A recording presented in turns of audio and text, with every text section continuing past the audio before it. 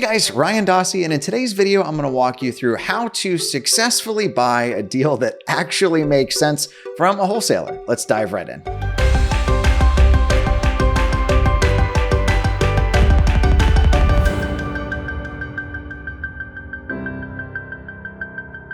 If you guys have followed my channel for any length of time, you know that for the past 10 years, we've been doing nothing but direct-to-seller marketing. That doesn't mean, though, that I'm above buying deals off the market or even from wholesalers on the off occasion that they make sense. In today's video, I'm going to walk you guys through a deal we just got that actually came from New Western. If you're familiar with New Western, they're kind of known for overpricing things and selling it at a point that there's no way you could possibly turn a profit on it, but that's not the case with this particular deal. I'm going to walk you through how we got a great deal on it and a couple things that you can look at if you're getting opportunities from wholesalers to potentially convert something without any marketing costs. I believe that if you're going direct to seller, you also owe it to yourself to be showing up in your local community and looking at the other opportunities that come up. This one's a little interesting that it's actually like 2 to 3 minutes from our office in Indianapolis, as well as where my business partner, Noah Gilliam, lives. Now, full credit to Noah. He did everything on this deal. I just get to talk about it from the comfort of my crib here in San Diego. I actually kind of hate this deal because it was a property that was listed on the market that New Western went and got under contract and then tried marketing out to their list. I'm personally not a fan, nor have I ever taught or recommended that anyone go lock up properties on the market and try to wholesale them to somebody else for a profit. I kind of find that whole process just annoying, but nonetheless, we ended up getting this deal done. So this particular property was listed back in October for $175,000. It was then shot out by New Western at $160K as a tremendous investment opportunity. Now it's worth pointing out that it's currently a 2-bedroom, 2-bath in its current layout. They were asking $160 for it. Our remodel is going to come in at $60,000. There really wasn't a way that you were going to turn a profit on this. We're actually converting it into a 3.2, and we're going to end up with an ARV right at $240. So being a 2.2, it would have been quite a bit less, especially with that size remodel. There's not really any way anybody could have made any money on this if they'd paid New Western's asking price. It looks like somebody went under contract with them though, and then realized they weren't going to make any money because New Western shot back out this email stating hey, she's back around and now we're willing to take $145. Now, kudos to New Western. It does seem like they got a pretty decent deal if it was listed at $175, because we ended up buying this place for $125 and they still made $3,000.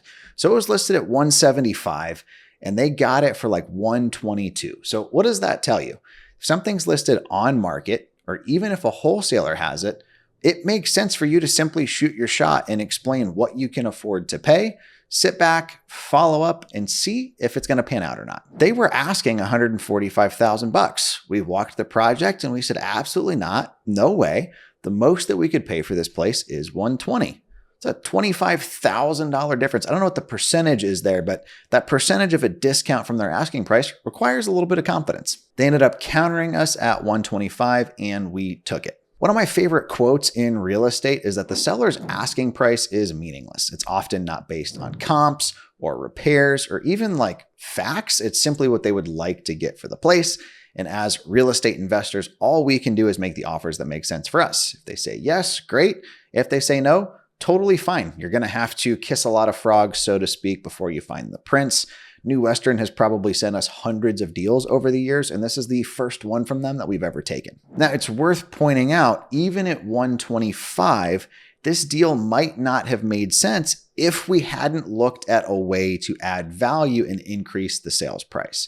By adding in that extra bedroom, we're opening up this project to an entirely new, different pool of buyers.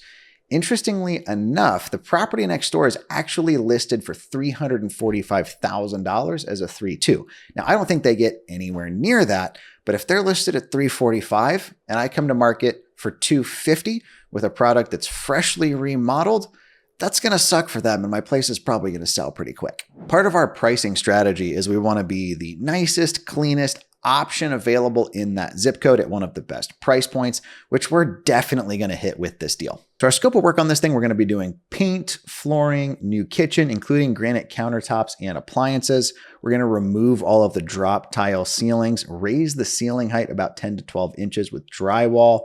We're going to be updating both bathrooms, as well as adding a third bedroom in on that third floor, changing the layout to make it a 3-2, boosting what this place will sell for. So the second real actionable takeaway here is if you're getting sent deals from agents or wholesalers is to look at, is there anything we can do to increase the exit price on this project other than just a remodel?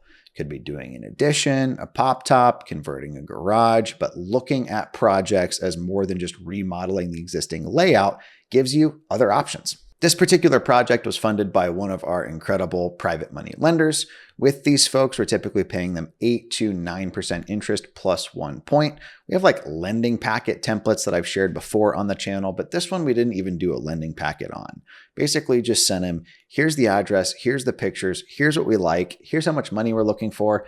Is it one that you want to play with or not? And he said, absolutely, let's do it. I'm a big believer if you're a real estate investor and you're only looking to do a couple deals a year, going direct to seller might actually not make a ton of sense for you when you can find opportunities like this without a crazy marketing budget. It makes more sense to get into direct to seller marketing if you're looking to do multiple projects at a time, a deal a month, a deal a week, or even like a deal a day. I'm a big fan of real estate investing. I've been at it for 10 years, and so far it's one of the best tools that I've found to make the average person extremely wealthy. So even if you're following my channel, learning how to go direct to seller, I still highly recommend that you look at what gets listed on the MLS, what wholesalers have in your market, and even things like for sale by owners. There is a plethora of opportunity out there in the real estate market right now. You just have to make the offers that make sense for you. Thank you guys for taking the time to hang out with me and watch today's video. I realize I don't buy stuff from wholesalers very often. I think this is the first deal I've bought from a wholesaler since like 2020 or 2021, but I would be remiss to not walk you through what it is and how we got it for ultimately like $40,000 below their initial asking price. If you haven't already, be sure to like and subscribe. Again, my name is Ryan Dossey. Thank you for hanging out with us today and have a great rest of your day.